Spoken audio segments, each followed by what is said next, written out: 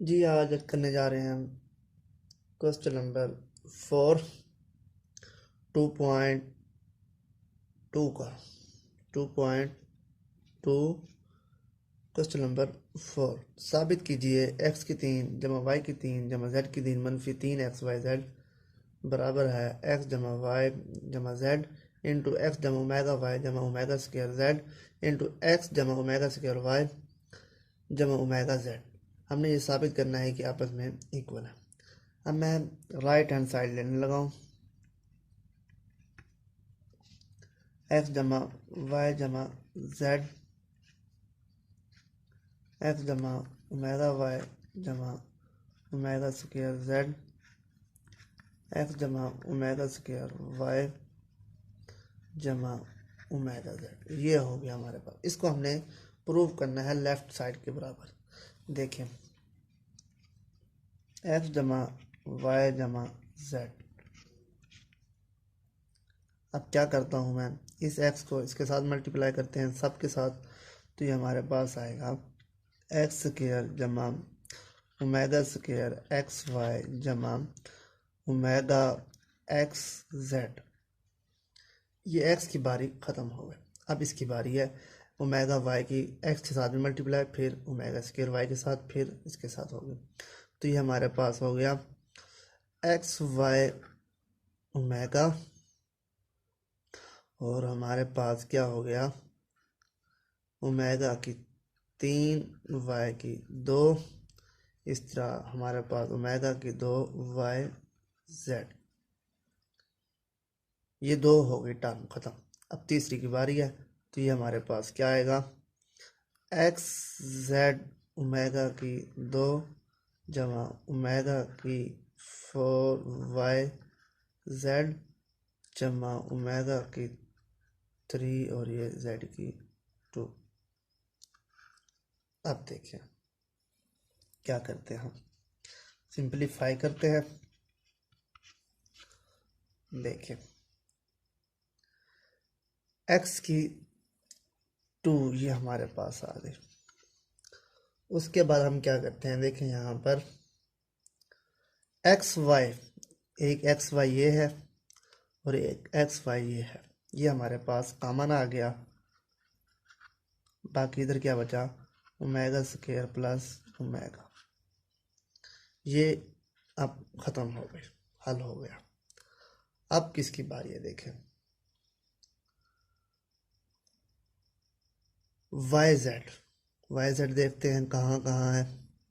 एक Y Z ये है हमारे पास, और एक वाई जेड ये है। वाई जेड हमारे पास क्या हुआ कॉमन आ गया। इधर हमारे पास ओमेगा स्क्वायर जमा ओमेगा की 4 आ गया। उसके बाद ये भी हल हो गया, ये भी हल हो गया। उसके बाद हमारे पास क्या आता है एक्स जेड और हमारे पास एक्स जेड। ये वाला और ये वाला सेम है, तो एक्स जेड हम कॉमन ले लेते हैं। बाकी क्या बचा ओमेगा जमा ओमेगा स्क्वायर। अब देखें ये वाई ये हमारे पास 1 हो गया, ये हमारा वाई स्क्वायर हो गया। इसी तरीके से ये भी हमारे पास 1 हो गया, ये जेड का स्क्वायर हो गया।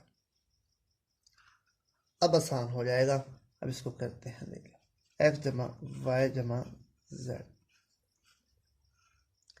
एक्स स्क्वायर, ये हमारे पास -1 के इक्वल होता है एक्स वाई प्लस ये हमारे पास ओमेगा की 4 को हम ओमेगा की 3 और साथ ओमेगा भी लिख सकते हैं। ओमेगा की 3 हमारे पास 1 होता है, इसलिए ये -1 लिख सकते हैं।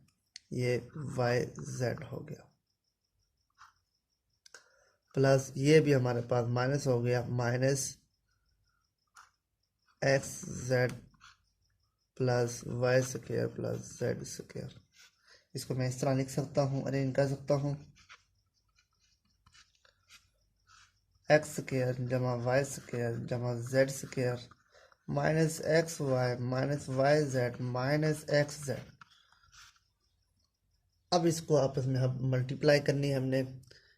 अब देखें मल्टीप्लाई करते हैं, एक्स की क्यूब प्लस एक्स वाई की स्क्वायर प्लस एक्स जेड की square minus X square Y, और ये हमारे पास minus x Y Z minus X square Z. अब वाई की बारी है। अब वाई को एक्स स्क्वायर वाई में वाई की क्यूब और हमारे पास प्लस वाई जेड स्क्वायर, अब इससे मल्टीप्लाई होगा।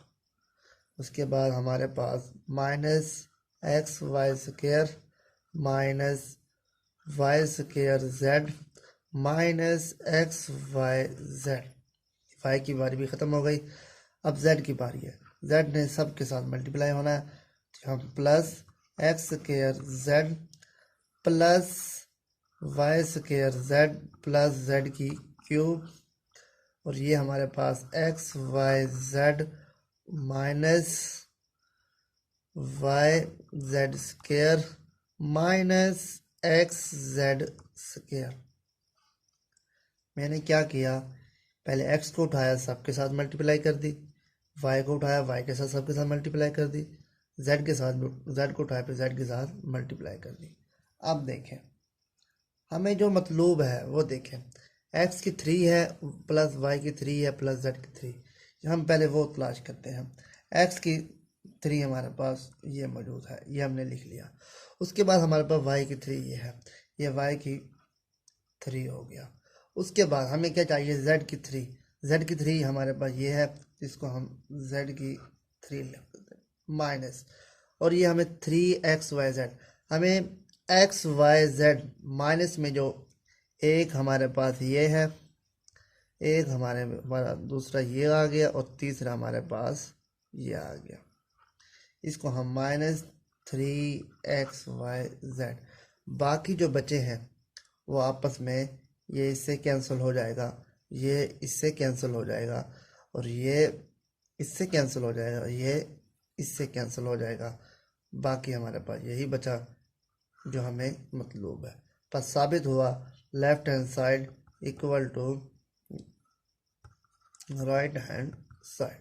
ये था हमारे पास क्वेश्चन नंबर 4 यानी लेक्चर नंबर 5। चैनल को ज़रूर सब्सक्राइब कीजिए, बेल का बटन प्रेस कीजिए ताकि तमाम आने वाले लेक्चर आपको बर वक्त मिल सकें। अस्सलाम वालेकुम।